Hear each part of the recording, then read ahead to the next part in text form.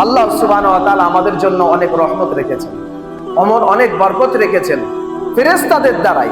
ফেরেশতারা যে আমাদের তাবে, কোরআন তার প্রমাণ দেয়।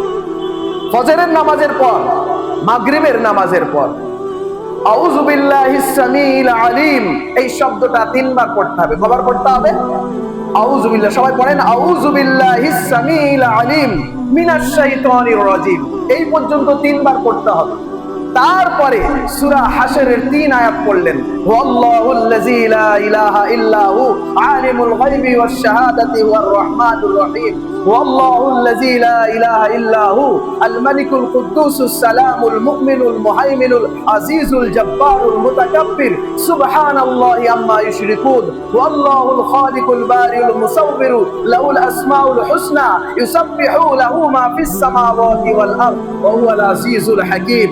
এই 3 আয়াত বিশিষ্ট সূরা হাশরের মাগরিবের পরে যদি কেউ পাঠ করে, তার পরের দিনের ফজর পর্যন্ত আল্লাহর রহমতের 70,000 ফেরেশতা তাদের জন্য মাগফিরাত করতে থাকে।